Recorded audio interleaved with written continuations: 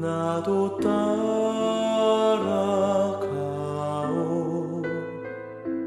모든 물과 피를 흘리신 그 길을 나도 가오. 험한 산도 나는 괜찮소. 바다 끝이라도 나는 괜찮소. 죽어가는 저들을 위해 나를 버리길 바라오. 아버지 나를 보내주오. 나는 달려가겠소. 목숨도 아끼지 않겠소. 나를 보내주오. 안녕하세요. 이 시간은 지난 시간에 이어서 고린도전서 후반부 공부하도록 하겠습니다. 오늘 제30장 제목은 높은 표준에 도달하도록 부르심. 제목 아래서 이제 고린도전서 후반부를 공부할 텐데 양이 너무 많으니까요. 전체를 할 수는 없고 간추려서 공부를 하도록 하겠습니다. 본문의 말씀도 간추려서 읽어드리도록 하겠습니다. 고린도전서 9장 25절로 27절. 이기기를 다투는 자마다 모든 일에 절제하나니 저희는 썩을 면류관을 얻고자 하되 우리는 썩지 아니할 것을 얻고자 하노라. 그러므로 내가 다름질하기를 향방 없는 것 같이 아니하고 싸우기를 허공을 치는 것 같이 아니하여 내가 내 몸을 쳐 복종하게 함은 내가 남에게 전파한 후에 자기가 도리어 버림이 될까 두려워함이로라. 고린도전서 10장 1절로 6절. 형제들아 너희가 알지 못하기를 내가 원치 아니하노니 우리 조상들이 다 구름 아래 있고 바다 가운데로 지나며 모세에게 속하여 다 구름과 바다에서 침례를 받고 다 같은 신령한 식물을 먹으며 다 같은 신령한 음료를 마셨으니 이는 저희를 따르는 신령한 반석으로부터 마셨음에 그 반석은 곧 그리스도시라. 그러나 저희의 다수를 하나님이 기뻐하지 아니하신 고로 저희가 광야에서 멸망을 받았느니라. 그런 일은 우리의 거울이 되어 우리로 하여금 저희가 악을 즐겨한 것 같이 즐겨하는 자가 되지 않게 하려 함이니. 고린도전서 13장 1절로 3절. 내가 사람의 방언과 천사의 말을 할지라도 사랑이 없으면 소리나는 구리와 울리는 꽹과리가 되고 내가 예언하는 능이 있어 모든 비밀과 모든 지식을 알고 또 산을 옮길 만한 모든 믿음이 있을지라도 사랑이 없으면 내가 아무것도 아니요. 내가 내게 있는 모든 것으로 구제하고 또 내 몸을 불사르게 내어줄지라도 사랑이 없으면 내게 아무 유익이 없느니라. 13절. 그런즉 믿음, 소망, 사랑 이 세 가지는 항상 있을 것인데 그 중에 제일은 사랑이라. 고린도전서 15장 12절로 13절. 그리스도께서 죽은 자 가운데서 다시 살아나셨다 전파되었거늘 너희 중에서 어떤 이들은 어찌하여 죽은 자 가운데서 부활이 없다 하느냐. 만일 죽은 자의 부활이 없으면 그리스도도 다시 살지 못하셨으리라. 15장 58절. 그러므로 내 사랑하는 형제들아 견고하며 흔들리지 말며 항상 주의 일에 더욱 힘쓰는 자들이 되라. 이는 너희 수고가 주 안에서 헛되지 않은 줄을 알미니라. 바울은 고린도 교회에 지금 편지를 쓰면서 오늘 9장에 보니까 경기장에서 경주하는 사람들이 어떻게 준비하고 어떤 열심과 절제와 훈련으로서 승리하게 되는지, 그 경기장에 나가는 선수들이 어떤 자세로 어떤 무장을 갖추고 경기에 임하는지, 그리고 경기를 어떻게 해야 되는지, 그리고 그 경기에 따르는 희생까지도 감수하고 경기에 나가는 선수들이 바라는 것이 무엇인지, 이제 이런 것들을 그들이 잘 알고 있는 경기장에 나가는 선수를 비유로 해서 우리가 예수님을 믿고 하늘에 이르기까지 우리는 영적 경기장에서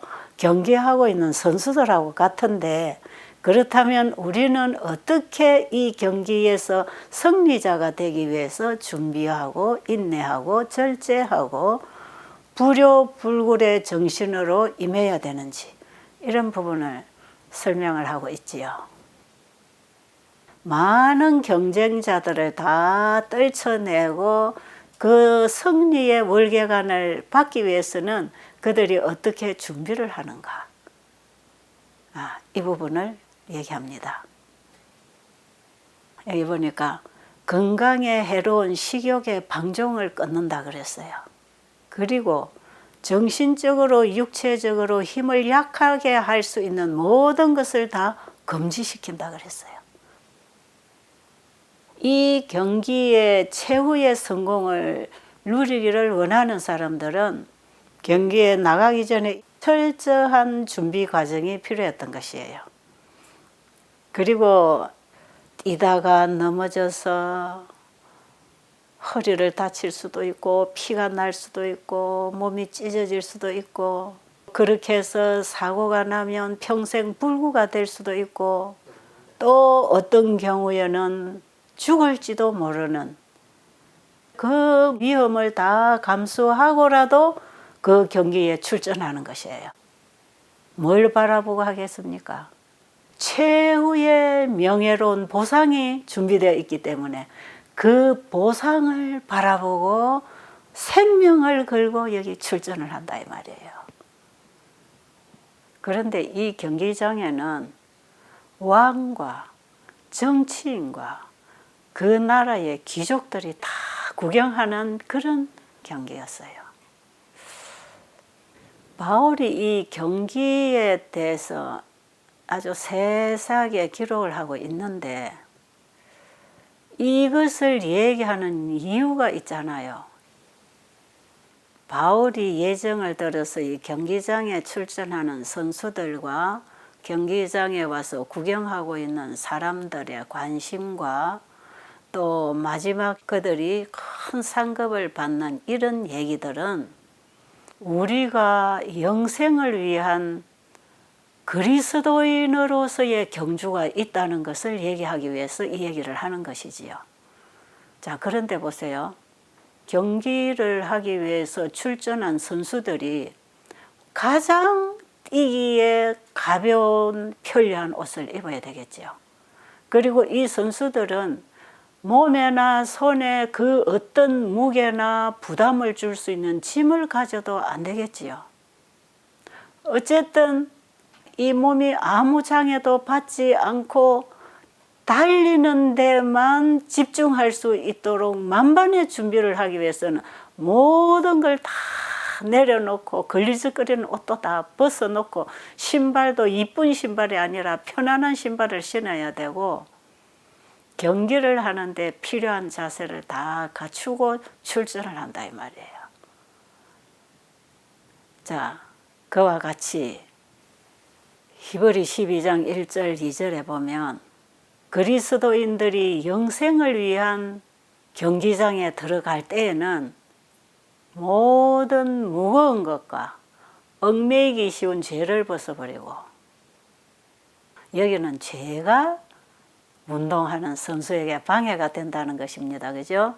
선수가 경기장에 뛰려면 모든 몸을 불편하게 하는 얽매인 것들을 다 벗어버리고 무거운 것들을 다 내려놓고 뛰어야 되는 것처럼, 그리스도인들이 영적 경기를 할 때에 있어서도 모든 무거운 것과 얽매이기 쉬운 죄를 벗어버리고 인내로서 우리 앞에 당한 경주를 경주하며 믿음의 주요 또한 온전케 하시는 이이신 예수 그리스도를 바라보자. 영적 경기를 하는 사람은 뭘 보고 달려가야 합니까? 예수 그리스도를 바라보고 그리스도 안에서 얻을 상급이 있다는 것을 알고 달려가야 된다 이 말이죠. 그러니까 고린도 교인들에게 보이는 것만 가지고 살지 말고 보이지 아니하는 영원한 상급이 우리를 기다리고 있다. 그러니 이 상급을 얻기 위하여 영적인 경주를 하는 모든 성도들은 자기를 얽매이고 있는 모든 죄들을 다 벗어버려야 된다. 그리고 무거운 짐이 되는 것 다 벗어버려야 된다. 그리고 오직 예수님만 바라보고 달려야 한다는 것이죠. 근데 무거운 짐이 뭐겠습니까? 사도행적 312페이지에 보니까 시기심, 악의, 악한 생각, 악한 말, 탐심 이런 것들이 영적 경기를 하는 자들이 경기를 승리하지 못하도록 방해하는 무거운 짐이랍니다. 그럴까요? 근데 우리에게 이런 거 있습니까? 이런 게 있으면 우리가 승리의 면류관을 얻기 위해서 경주하는 그리스도인들에게 이것은 다 방해가 되는 거니까 이것을 벗어버리라 그랬어요. 그렇기 때문에 마음속에 품고 있는 한 가지 죄라도 있으면 우리의 품성을 타락시킬 뿐 아니라 다른 사람들도 그릇된 길로 인도하는 오류를 범하게 되는 것이지요. 그렇기 때문에 예수님께서는 마가복음 9장 43절로 45절에 보면 만일 내 손이 범죄케 하거든 찍어버리라. 불구자로 영생에 들어가는 것이 두 팔을 가지고 지옥에 들어가는 것보다 나으니라 그러셨지요. 또 만일 내 발이 범죄케 하거든 찍어버리라. 절뚝발이로 영생에 들어가는 것이 두 발을 가지고 지옥에 들어가는 것보다 나으니라. 이런 말씀하셨지요. 여러분, 우리 인생이 달려가야 할 목적지는 영생입니다. 우리는 잃어버린 영생을 얻기 위해서 태어난 사람들이고 이 땅에 태어난 우리는 그 영생을 향하여 달려가야 할 경기장에 출전한 선수다 말이에요. 그렇기 때문에 우리의 목표는 하늘에 가는 것이 목표지 이 땅에서 잘 먹고 잘 살고 출세하는 게 목적이 아니라는 것이에요. 이런 것들을 쳐다보는 동안에는 이것들이 우리에게 얽매이기 쉬운 죄가 되어서 선수가 뛰지 못하도록 발목을 잡는 일이 된다는 거죠. 그러니까 지금 바울이 고린도 교인들에게 세속적인 애정과 쾌락과 정욕과 이런 것들은 다 벗어버리라고. 그리고 오직 그리스도 안에서 우리에게 주심하고 하신 영생의 상급을 받기 위한 그 일에 매진하라는 것입니다. 그런데 그 당시 경기장에 출전하는 사람들은 그런 엄격한 극기와 훈련을 통해서 선수로 나갈 수 있는 자격을 받아서 목숨을 걸고 뛰지만 그 사람들 중에서 한 사람만 상을 받게 되는 거였지요. 그런데 영적 경기장에서는 누구든지 이 준비를 하고 달리면 앞에 가는 사람이나 중간에 가는 사람이나 맨 뒤에 가는 사람이나 누구에게든지 똑같은 상이 준비되어 있다는 것입니다. 그러니까 우리는 이런 경기장이 있다면 우리 한번 나가볼 만하지 않으세요? 다 말씀 보겠습니다. 경기는 빠른 사람의 것이 아니요 싸움은 강한 사람의 것이 아니다. 가장 강한 사람과 마찬가지로 가장 약한 성도도 불멸의 영광의 면류관을 쓸 수 있다. 하나님의 은혜의 능력을 통하여 그들의 생애를 그리스도의 뜻에 일치시키는 사람들은 모두 승리할 것이다. 생애의 세세한 일에서 하나님의 말씀에 기록된 원칙들을 실행하는 것은 너무도 흔히 중요하지 않은 일로 간주된다. 곧 주목을 끌기에는 너무도 사소한 문제로 취급된다. 그러나 운명이 걸린 문제라는 점에서 볼 때 도움이나 방해가 되지 않을 만큼 작은 것은 아무것도 없다. 모든 행위는 생애의 승리나 패배를 결정하는 저울에 그 무게를 더한다. 그리고 승리자들에게 주어지는 상급은 그들이 기울인 힘과 열심에 비례할 것이다. 사도행적 313, 314. 고린도 교인들에게 이 말을 하고 있는 바울은 자기 자신이 이 경기장에서 전력을 다해서 달리는 사람으로 비유하고 있어요. 사도행전 9장 26절에 보면 그러므로 내가 다름질하기를 향방 없는 사람처럼 하지 아니하고 싸우기를 허공을 치는 사람처럼 하지 아니하고 내가 내 몸을 쳐서 복종케 하는 것은 내가 남에게 전파한 후에 오히려 내가 버림이 될까 두려워한다. 다른 사람에게 이렇게 하라고 전하는 바울 자체도 자기도 이렇게 한다고 얘기하는 것입니다. 그렇기 때문에 바울은 자기 자신을 엄격한 이 훈련에 복종시켰던 사람인 것이에요. 바울은 항상 자기 신앙 고백을 하면서 다른 사람들에게도 이렇게 해라, 이렇게 가르치지요. 그게 참 우리에게 좋은 가르침이라고 생각이 듭니다. 지금 고린도 교회에 있는 그 유대인들이 자기들의 조상들의 역사를 더듬어서 이해할 수 있는 사건을 가지고 그들에게 교훈을 주기를 원했어요. 한번 읽어드릴게요. 형제들아 너희가 알지 못하기를 내가 원치 아니하노니 우리 조상들이 다 구름 아래 있고 바다 가운데로 지나며 모세에게 속하여 다 구름과 바다에서 침례를 받고 다 같은 신령한 식물을 먹으며 다 같은 신령한 음료를 마셨으니 이는 저희를 따르는 신령한 반석으로부터 마셨음에 그 반석은 곧 그리스도시라. 그러나 저희의 다수를 하나님이 기뻐하지 아니하신 고로 저희가 광야에서 멸망을 받았느니라. 지금 바울이 편지 속에 기록한 이 말은 유대인들이라면 누구든지 다 그들의 조상들의 역사를 알고 있는 사실이지요. 하나님께서 그들을 애굽으로부터 불러내실 때에 하나님의 능력으로 홍해를 갈라서 그들을 출애굽시켰고 밤에는 불기둥으로 인도하시고 낮에는 구름기둥으로 보호하시고 인도하시고 하늘에서 만나가 내려 먹여주시고 반석에서 물을 내서 마시게 하시고 4절에 보니까 이 반석은 곧 그리스도라. 하나님께서 그들을 다 이끌어내고 먹이고 마시우게 하고 인도하시고 했건만 하나님의 손길을 떠나서 악행을 한 사람들은 광야에서 다 죽었다. 이거 너희들 역사를 통해 다 알고 있는 사실 아니냐. 그런데 이 사실을 오늘 내가 너희들에게 말하는 것은 이 일이 오늘날 우리에게 거울이 되어서 우리를 가르치기 위함이다. 그러니 너희들이 그리스도 안에서 우상 숭배로부터 세상 사망으로부터 구원을 받고 하나님 안에 들어온 신자들이라면 하나님의 말씀의 인도를 따라서 순종해야 된다. 이런 가르침을 지금 주고 있는 것이지요. 그리고 너희 조상들이 시내산에서 모세를 통하여 주신 하나님의 율법을 받았을 때에 그들이 잘 지키겠다 해놓고 나중에 어떤 짓을 했느냐.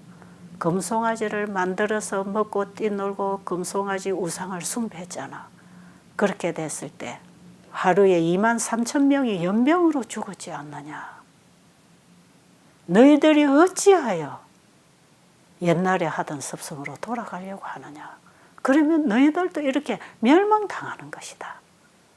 이걸 바울이 지금 얼마나 진지하게 그들의 가슴 속에 호소하는 심령으로 이 글을 썼겠습니까?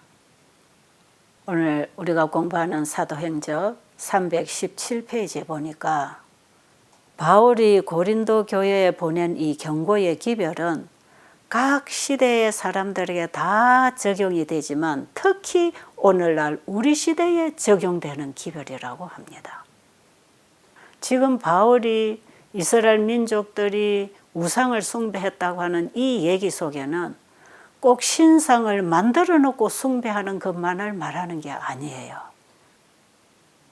자신을 하나님보다 더 사랑하는 것, 그리고 안일함에 대한 사랑, 식욕과 정욕에 만족하는 사랑, 이런 것들을 다 의미하고 있는 것이에요.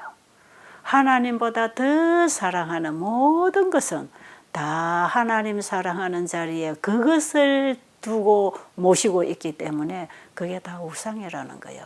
이게 현대판 우상입니다.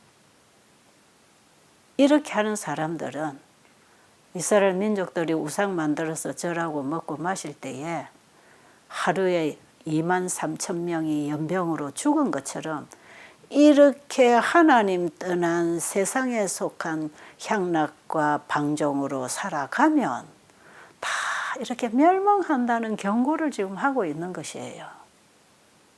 그리고 지금 교회가 분열되어 흩어지고 있는 이 상황에 바울은 다음과 같은 예정을 들어서 교회가 왜 그리스도 안에서 하나로 연합해야 되는지를 가르치려고 하지요. 고린도전서 12장에 있는 말씀 읽어드릴게요. 몸은 하나인데 많은 지체가 있고 몸에 지체가 많으나 한 몸임과 같이 그리스도도 그러하니라. 우리가 유대인이나 헬라인이나 종이나 자유자나 다 한 성령으로 침례를 받아 한 몸이 되었고 또 다 한 성령을 마시게 하셨느니라. 몸은 한 지체뿐 아니요 여럿이니.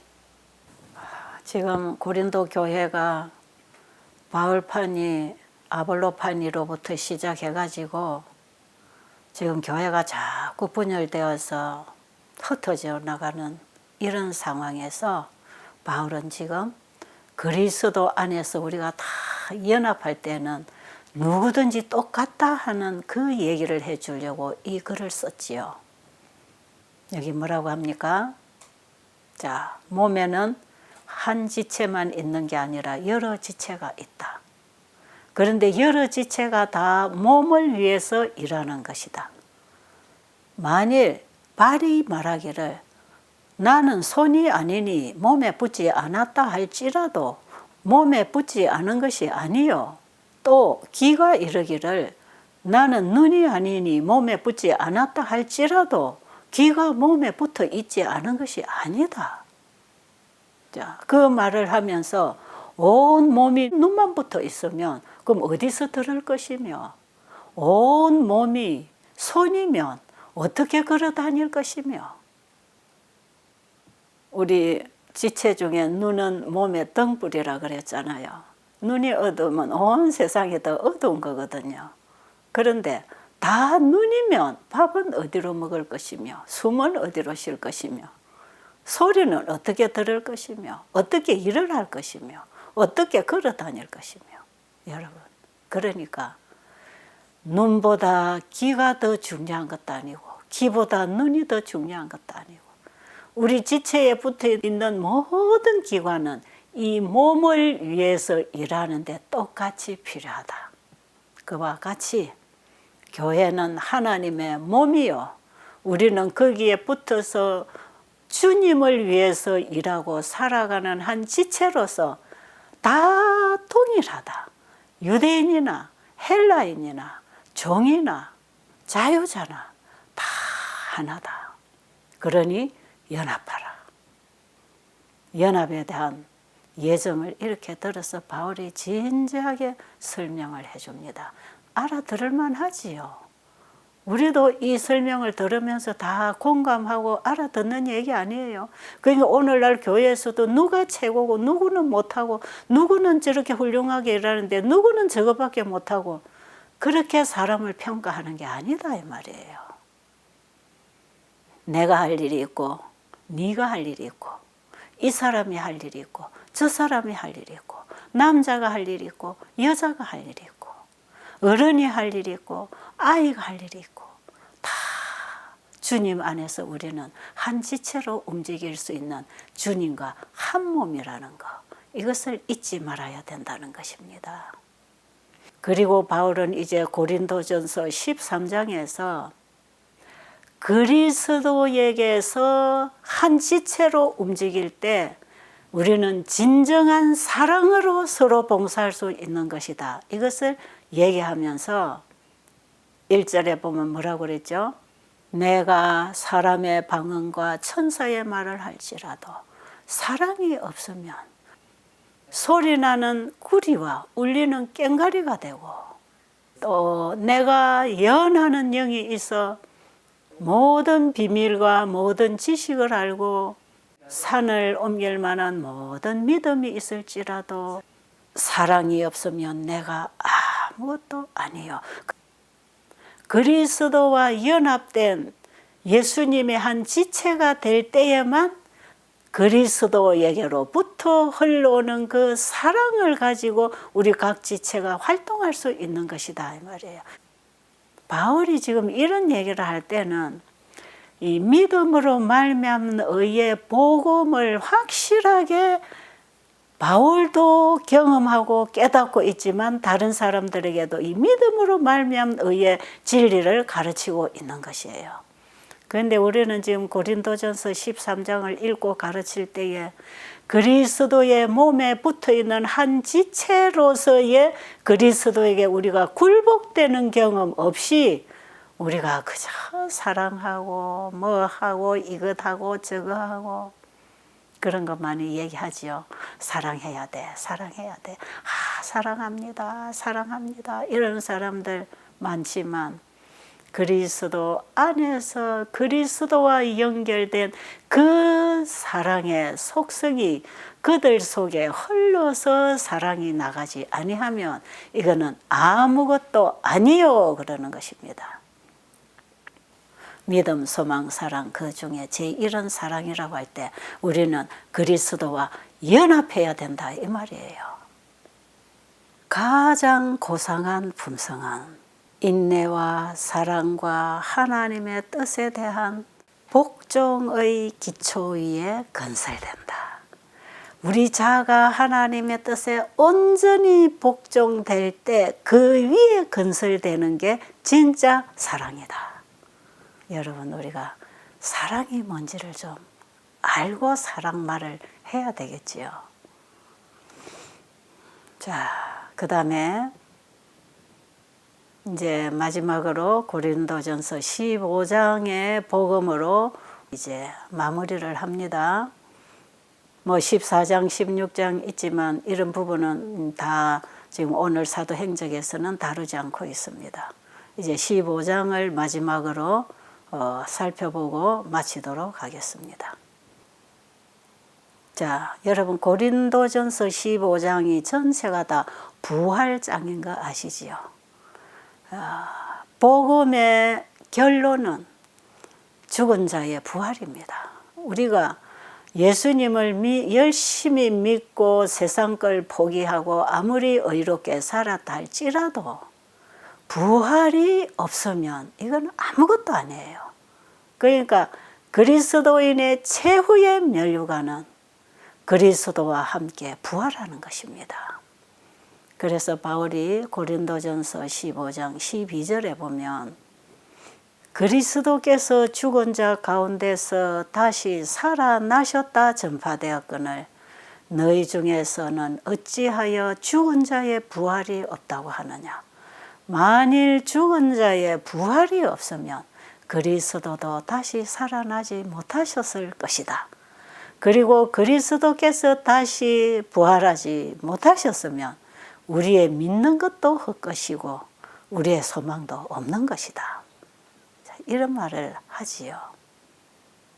그러면서 고린도 교회 성도들에게 그 15장의 부활에 관한 얘기를 세세하게 다 설명을 하고 너희가 지금 흐트러지지 말고 너희가 처음 받은 신앙을 지키면서 그 믿음 위에 믿음을 더해서 그 믿음으로 받은 품성 위에 품성을 더해서 그리스도의 장성한 분량에 이르기까지 자라서 우리가 살다가 잠들면 예수님 재림 때에 부활을 할 것이고 살아서 주를 맞이하는 자는 변화해서 하늘에 간다. 이 얘기를 바울이 해주고 있지요. 여러분, 우리의 신앙생활의 결론입니다. 저는 이 고린도전서 15장을 가지고 참 그동안에 환우들에게 설교를 많이 해줬어요. 환자들에게 이 부활에 대한 확실한 믿음만 심어주면요, 그들이 한 달을 살든 2달을 살든 1년을 살든 그 미만으로 살다가 끝낸다 할지라도 예수 그리스도를 영접한 자들이 예수님 재림 때에 다시 부활하고 살아난다고 하는 이 복음이야말로 죽어가는 한우들에게 얼마나 용기가 되고 희망이 되는 복음인지 몰라요.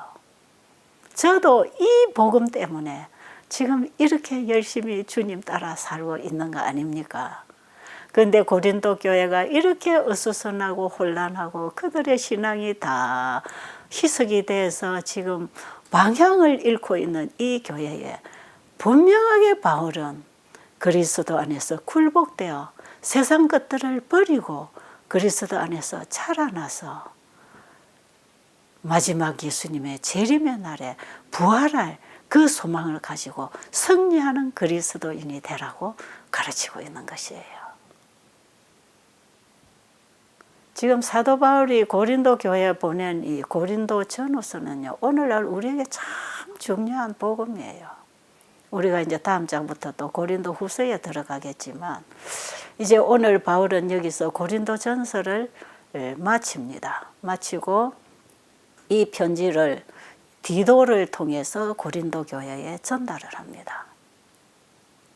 그런데 바울은 이 편지를 쓸 때에는 너무나 그들에 대한 열정적인 사랑 때문에 그들이 반드시 버려야 할 것, 다시 붙잡아야 할 것을 짚어가면서 과감하게 할 말을 하면서 그들이 깨우쳐서 복음을 받고 돌아오라고 하는 이런 심령으로 써서 보냈는데, 편지를 써서 보내놓고 생각을 하면 할수록 내가 쓴 이 글을 받고 고린도 신자들이 어떤 사람들에게는 깊은 상처가 되지 않을까. 보세요. 아까 자기 아비의 아내를 취한 자를 교회에서 내쫓으라고 이렇게 강하게 얘기해 줬잖아요. 그렇기 때문에 이 편지를 받은 고린도 교인들 중에서는 이 편지가 상처가 될 수도 있겠다는 생각을 하면서 바울은 참 마음이 괴로웠어요. 그래서 혹시나 내 편지가 가서 그들의 사이가 더 벌어지고 영적으로 더 힘을 잃을까 봐 차라리 이 편지를 보내지 말걸, 이런 생각도 했다는 것입니다. 여러분, 진정으로 영혼을 사랑하고 그 영혼을 죄악의 구렁텅이로부터 건져내기 위해서 어떤 때는 듣기 싫은 말도 해줄 수가 있잖아요.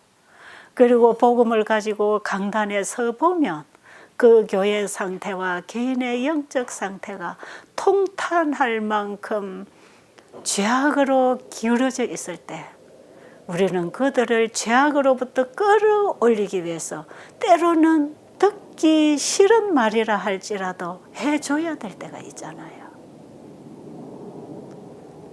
지금 바울이 이 편지를 쓰고 큰 마음에 갈등하고 차라리 이 편지를 처리해버릴까 하는 이런 생각을 했다는 것은 여러분, 저도 같이 느낄 수 있는 심정이거든요. 근데 다음에 이런 말씀이 기록되어 있습니다. 사도처럼 사랑하는 교회나 기관들에 대하여 책임을 느낀 이들은 그의 정신적 의기소침과 자책을 가장 잘 이해할 수 있다. 이 시대를 위한 그분의 사업에 짐을 진 하나님의 종들은 대사도의 몫으로 주어졌던 수고와 투쟁과 애타는 염려에 대하여 알 것이다. 교회 가운데 있는 분열로 번민하고 그가 동정과 지지를 보낸 사람들 중 어떤 이들로부터 배은망덕과 배반을 당하며 악이 잠복하고 있는 교회들의 위험을 깨달음으로 죄를 책망하는 면밀하고 엄중한 증언을 할 수밖에 없었으나 그와 동시에 그는 그가 너무나 가혹하게 다루지나 아니하였나 하는 두려움으로 가슴이 무거웠다. 그는 근심에 떨면서 그의 기별을 받은 곳으로부터 어떤 소식이 오기를 고대하였다. 사도행적 321, 322. 여러분, 지난 장과 오늘 공부하는 이 장에서 고린도전서 전체를 다 세세하게 다루지는 못했지만 대략적으로 여러분이 이제 전체적인 맥은 이해할 수 있잖아요. 그러니까 여러분들이 이제 성경을 읽으면서 그 상황을 훨씬 더 깊이 이해할 수가 있어요. 이 편지를 디도를 통해서 보내놓고 이 편지를 모든 교회 성도들에게 다 읽어주라 그랬어요. 그리고는 이 편지의 내용을 들은 신자들에게서 어떤 반응이 올 것인가 하는 부분이 참 궁금했거든요. 그렇지 않겠어요? 그런데 그 답이 올 때까지 바울은 괴로워하고 있었어요. 그리고 이 편지를 받은 성도들의 마음에 성령께서 가르치고 깨우쳐 달라고 기도하면서 얼마나 하나님 앞에 매달렸겠습니까? 그런데 디도가 돌아와서 이 편지를 받은 교회가 다 수습이 되고 바로 돌아오고 회개가 일어나고 그 결과로 교회가 다시 회복되고 있다는 이 소식을 듣고 바울이 너무 기뻐서 이제 고린도 후서를 쓰는 거거든요. 우리 다음 장에 가서 고린도 후서를 공부하겠습니다.